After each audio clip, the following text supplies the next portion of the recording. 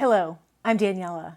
In today's video, I'm going to show you how I use some of the beautiful ribbon that's out there, particularly for the holidays.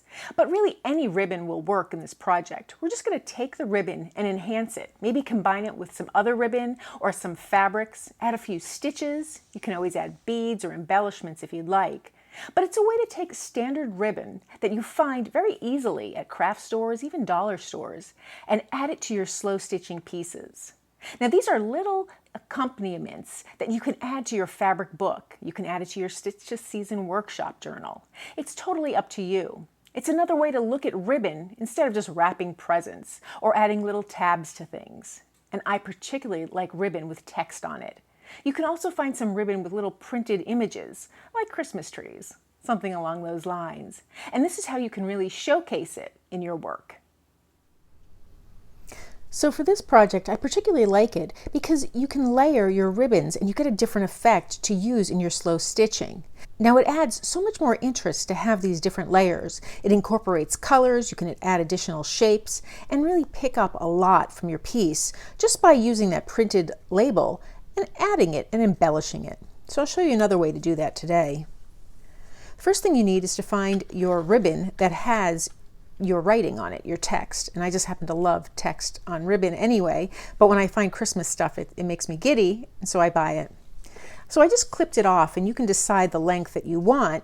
It really doesn't matter if you want to have multiple, or for example, in this case, there's snowflakes at the end. You can keep those on. I'm going to do something a little different today. The next thing you need is a ribbon that's larger in terms of the height, larger than your piece. So I just have a larger piece of ribbon here, and I'll play around with it. I'm not going to trim it down just yet. I wanted to add a few little buttons to either side, and I found these beautiful little off-white buttons that I think go really well with the particular colors on this. So that's what I'm going to do, and you can see how it instantly transforms that plain ribbon to something a little more. You could also use little jingle bells if you wanted, and I think that's a pretty touch. But for today, I'm just going to use the buttons. So from here, I'm just going to pin down my little text ribbon, just where I want it, just to get the right angle. And then based on the properties of the ribbon itself, then I'll decide if I'm going to stitch over the font, if I'm going to just make little stitches to tack it down.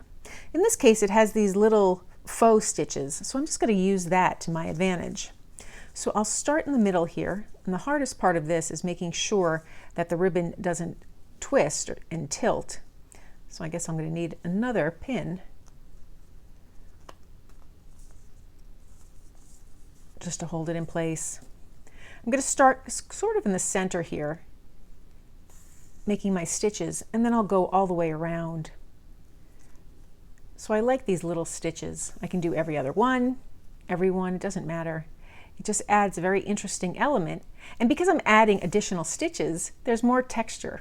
So it's a really fun project. So I'll continue stitching all the way around. I could change the color of stitches if I wanted to. I could add French knots. I could add little beading. It really offers a lot of possibilities. And then you have this little embellishment that you can add to your work. And you could tailor it to match your projects as well. So that's fun. So I'll continue stitching all the way around. So I have my ribbon all stitched onto my little velvet ribbon here. And now I want to add my little buttons.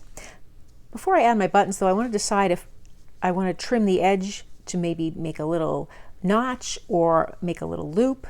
And I kind of like the little loop idea. So I'll fold the ribbon here on its side, and then I can hold the button exactly where I want it. And then just add the button to either side. And I'll do the same thing on the other side where I'll trim the ribbon and then fold it to get that loop, so it kind of has a finished edge. I like taking advantage of the finished edge of the ribbon to use in my work. So I've added my buttons, and now I have a really adorable way to really showcase this text ribbon, and I have a little element that I can add to my slow stitching pieces. This way you can use store-bought ribbon to do more than just wrap your presents. Now, if you can't find text, you can always stitch your own text onto just a little plain piece of ribbon or fabric, but you don't have to be limited to text. Here I took some ribbon that had little prints on it, little trees. I match the color for the background, and I have ribbon that I can add to my piece as well. Again, it just takes an already existing ribbon and elevates it a little further. So that's one way that I take advantage of the really fun and interesting ribbons that are out there, particularly the ones with text like Merry Christmas or Let It Snow or something personal. I just find this to be a nice little element to add to my slow stitching. If you've enjoyed this video, please give it a thumbs up and be sure to subscribe. Thanks for joining me today.